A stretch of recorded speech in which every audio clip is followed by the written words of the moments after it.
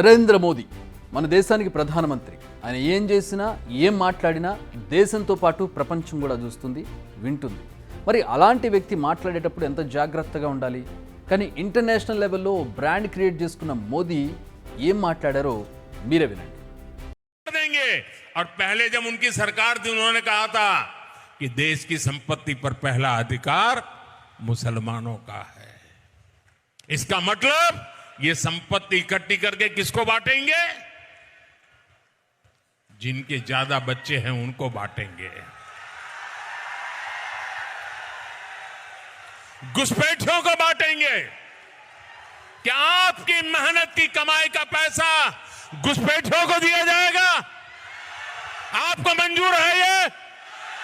ये कांग्रेस का मैनिफेस्टो कह रहा है कि वो माताओं बहनों का सोने का हिसाब करेंगे, उसकी जड़ती करेंगे, जानकारी लेंगे और फिर उस संपत्ति को बांट देंगे और उनको बांटेंगे जिनको मनमोहन सिंह जी की सरकार ने कहा था कि संपत्ति पर पहला अधिकार मुसलमानों का है। ఇది ఆయన మాట్లాడింది. ఈ దేశంలోని ఆస్తులపై ముస్లింలకు మొదటి హక్కు ఉందని గతంలో కాంగ్రెస్ ప్రభుత్వం చెప్పింది. ఈ దేశంలో ఎక్కువ మంది పిల్లలు ఉన్న వారికి పంపిణీ చేయమని కాంగ్రెస్ చెప్పింది. మీ ఆస్తులను చొరబాటుదారులకు పంచుతారు, మీరు కష్టపడి సంపాదించిన డబ్బును ఇవ్వడానికి మీకు అంగీకారమేనా? మీ కష్టార్జితాన్ని స్వాధీనం చేసుకునే హక్కు ప్రభుత్వాలకు ఉందా? ఇలా సాగిపోయింది ఆయన స్పీచ్. అక్కడితో ఆగలేదు మోదీ గారు. మంగళసూత్రాలు లాక్కుంటారంటూ ఇంకా ఏవేవో వివాదాస్పద వ్యాఖ్యలు చేస్తూ వెళ్ళిపోయారు. సింపుల్గా చెప్పాలంటే ఇది ఒక హేట్రెడ్ స్పీచ్, విద్వేషపూరిత ప్రసంగం. దేశంలోని ఓ వర్గాన్ని డైరెక్ట్గా అటాక్ చేయడం కాకపోతే మరేమీ లేదు. అయితే ప్రస్తుత ప్రధానమంత్రి నరేంద్ర మోదీ మాజీ ప్రధానమంత్రి మన్మోహన్ సింగ్ చేసిన వ్యాఖ్యలను గుర్తు చేశారు. అది ఇప్పుడు కాదు, 2006లో ఇచ్చిన స్పీచ్ అది. అప్పుడు ప్రధానిగా ఉన్న మన్మోహన్ ముస్లింలకే ఎక్కువ ప్రాధాన్యత ఇస్తామని బహిరంగంగా ప్రకటించారు. కావాలంటే ఈ వీడియో చూడండి అంటూ ఓ వీడియోను కూడా రిలీజ్ చేసింది BJP. We will have to devise innovative plans to ensure that minorities, particularly the Muslim minority, are empowered to share equitably in the fruits of development. They must have the first claim on our resources. మరి ఈ video ఒరిజినలా ఫేకా? కాస్త deep search చేస్తే ఇది original video అని తేలింది.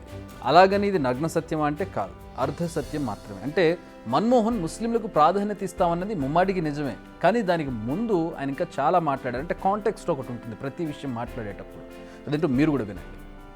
Our collective priorities are clear: agriculture, irrigation and water resources, health, education, critical investment in rural infrastructure, and the essential public investment needs of general infrastructure, along with programs for the uplift of scheduled castes, scheduled tribes, other backward classes, minorities, and women and children. The component plans for scheduled castes and scheduled tribes will need to be revitalized.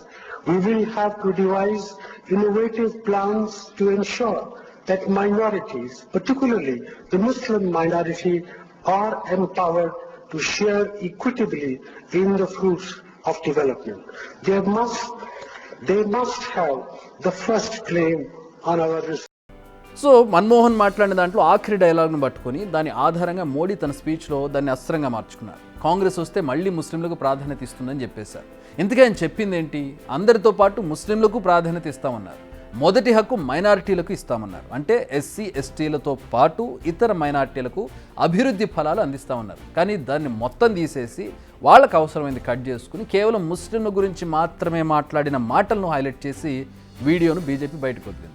So ప్రధాని మోదీ చేసిన ఆరోపణలు పూర్తిగా నిజం లేదు. మరి మోదీ మన్మోహన్ వ్యాఖ్యలు పూర్తిగా విన్నారా లేదా అనేది కూడా తేలాల్సిన అంశం. ఎందుకంటే ఒక స్పీచ్ వెనకాల చాలా టీం పనిచేస్తూ ఉంటుంది. ఆ టీంలో కొంతమంది చేసి ఉండొచ్చు, లేదంటే మోదీ కావాలని చేసే అవకాశం ఉందా అనేది కూడా ఇక్కడ ప్రస్తుతం ప్రశ్నార్థకం.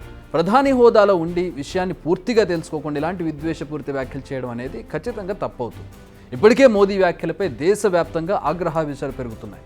చొరబాటుదారులు, మంగళసూత్రాలు లాక్కుంటారనే పదాలను తన స్పీచ్లో వాడడం ఏంటన్నది కూడా ఇప్పుడు హాట్ టాపిక్ అయింది. అసలు 18 ఏళ్ల నాటి వీడియోను ఇప్పుడు బయటకు తీసుకురావడం ఎందుకు?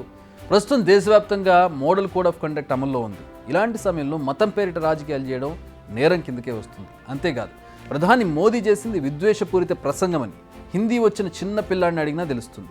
మరి ఇంత జరుగుతుంటే ఎన్నికల కమిషన్ ఏం చేస్తుంది అనేది ఇక్కడ బిగ్ క్వశ్చన్. అయితే ప్రధాని మోదీ అమాయకుడు, తెలియజేశారు అని అస్సలు చెప్పలేం. ఎందుకంటే ప్రధాని కాకముందే ప్యూర్ పొలిటికల్ లీడర్ ఆయన విద్వేషపూరిత ప్రసంగం చేయడం కూడా ఇది ఫస్ట్ టైం ఏమీ కాదు.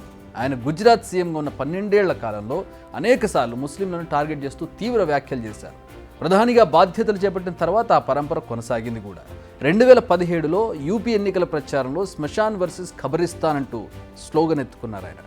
ఇంకా అప్పుడు జరిగిన ఎన్నికల్లో పాకిస్తాన్ గుజరాత్ అసెంబ్లీ ఎన్నికలను ఫిక్స్ చేస్తుందన్నారు. మాజీ ప్రధాని మన్మోహన్ సింగ్ అధ్యక్షతన మీటింగ్ జరిగిందని, ఇది కుట్రే అంటూ ఆరోపించారు. ఆ తర్వాత ఇదంతా తప్పుడు సమాచారం వల్ల జరిగిందని పిఎంఓ సంజాయిషీ ఇచ్చుకుంది. గతంలో అయినా ఇప్పుడైనా ఇవి ప్రజలను మిస్లీడ్ చేసే వ్యాఖ్యలు తప్ప ఇంకేం కాదు. ఎందుకంటే దీనిపై చర్చ జరుగుతుంది. సమర్థించేవారు సమర్థిస్తారు, విమర్శించేవారు విమర్శిస్తారు. సో టోటల్గా ఇప్పుడు దేశవ్యాప్తంగా చర్చ జరుగుతోంది. సొసైటీ రెండుగా విడింది. నచ్చిన వాళ్ళు ఓట్లు వేస్తారు, నచ్చిన వాళ్ళు అపోజిషన్కు సపోర్ట్ చేస్తారు. తీరా జరగాల్సిందంతా జరిగిపోయాక ఆఖరికి తప్పుడు సమాచారం వల్ల ఇదంతా జరిగింది అని సంజాయిషిస్తారు. ఇదే రాజకీయం. ఈ రాజకీయాల వల్లే ఓట్లు రాలతాయన్న ఆశ వారిది. లేకపోతే మోడీ లాంటి నేత రోజుల వ్యవధిలో మాట ఎలా మారుస్తారు చెప్పండి. నమ్మకపోతే మరో ఎగ్జాంపుల్ చూడండి. क्रिकेट वर्ल्ड कप में भाई मोहम्मद शामी ने जो कमाल किया वो पूरी दुनिया ने देखा है. केंद्र सरकार ने भाई मोहम्मद शामी को, और पहले जब उनकी सरकार थी उन्होंने कहा था देश की संपत्ति पर पहला अधिकार मुसलमानों का है. इसका मतलब ये संपत्ति इकट्ठी करके किसको बांटेंगे? जिनके ज्यादा बच्चे हैं उनको बांटेंगे, घुसपैठियों को बांटेंगे. क्या आपकी मेहनत की कमाई का पैसा घुसपैठियों को दिया जाएगा? आपको मंजूर है ये? సో చూసారుగా, ఈ నెల 19న జరిగిన ఎన్నికల ప్రచారంలో మహమ్మద్ షమీ ఇష్యూని తెరపైకి తీసుకొచ్చారు. ఆయన పొగిడారు. మళ్ళీ 21వ తేదీ వచ్చేసరికి ముస్లింలపై విద్వేషపూరిత వ్యాఖ్యలు. అంటే మధ్యలో ఒక్క రోజులో ఏం జరిగింది, ఏం మారింది? ఈ క్వశ్చన్కి ఆన్సర్ మారింది. ఈలోపు ఫస్ట్ ఫేజ్ ఓటింగ్ ముగిసింది. అందుకే ఆయన స్వరం కూడా మారినట్టుగా కనిపిస్తోంది. ఓ రాష్ట్రంలో ముస్లింలను మచ్చిక చేసుకునే ప్రయత్నం, మరో రాష్ట్రంలో ముస్లింలపై విద్వేషం. ఎందుకు ఇదంతా? ఓట్ల కోసమే కదా. 4 రోజుల్లో ముగిసే ఎన్నికల కోసం ఎందుకు ఈ రాజకీయాలు చేస్తున్నారు, ఎందుకు సమాజాన్ని విడగొడుతున్నారు అనేది ఇక్కడ మెయిన్ క్వశ్చన్. నేషనల్ వైడ్గా మోడీ ప్రభంజనం సృష్టిస్తుంటే ఇక భాగ్యనగరంలో ఆ బాధ్యతను భుజానికి ఎత్తుకున్నారు హైదరాబాద్ బీజేపీ ఎంపీ అభ్యర్థి మాధవీలత. తనదైన స్టైల్లో, తనదైన విమర్శలతో ప్రచారంలో దూసుకుపోతున్నారు. అన్ని వర్గాలు సమానం అనుకుంటూనే కొన్నిసార్లు ఆమె చేసే చేష్టలు, వ్యాఖ్యలు చిక్కుల్లో పడేస్తున్నాయి. ఫర్ ఎగ్జాంపుల్ ఈ వీడియో చూడండి.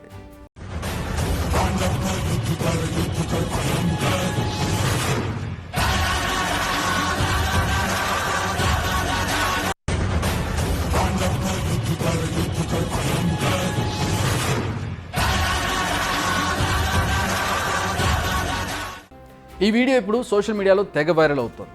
ఈ వీడియోనే ఇప్పుడు ఆమె చిక్కుల్లో పడేసింది. ఆమెపై ఏకంగా కేసు నమోదైంది. షేక్ ఇమ్రాన్ అనే వ్యక్తి బేగం బజార్ పోలీసులు కంప్లైంట్ చేశాడు. అంతేకాదు ఈసీ దృష్టికి కూడా తీసుకెళ్లాడు. బట్ మాధవీలత దీనిపై రియాక్ట్ అయ్యారు. లేని ధనస్సు, లేని బాణానికి తనపై కంప్లైంట్ చేయడం ఏంటని ప్రశ్నించారు. ఈ వీడియోను కావాలని వైరల్ చేసి తనపై నెగిటివిటీ స్ప్రెడ్ చేస్తున్నారంటూ ఒక ట్వీట్ వదిలారు. పూర్తి వీడియోను కాకుండా కొంచెం పార్ట్ని వైరల్ చేస్తున్నారని, అయినా కానీ ఎవరి మనోభావాలని దెబ్బతీసి ఉంటే సారీ అంటూ ట్వీటారు. కానీ ఇప్పుడు ఈ వీడియోపై సోషల్ మీడియాలో యుద్ధం నడుస్తోంది. తప్పే అని కొందరు, తప్పేంటని మరికొందరు వర్డ్స్తో వార్ చేస్తున్నారు. తెలిసిందేగా సోషల్ మీడియా గురించి. సో ఎన్నికల సమయంలో సున్నిత అంశాలను తెరపైకి తేవడం, వాటి ఆధారంగా రాజకీయ లబ్ధి పొందడం అనేది అనుకోకుండా జరుగుతోందా, పక్కా ప్లాన్ ప్రకారం జరుగుతోందా అనేది బిగ్ క్వశ్చన్. మరి ఇవన్నీ జరుగుతుంటే ఎన్నికల కమిషన్ ఏం చేస్తుంది అనేది విపక్షాల ప్రశ్న.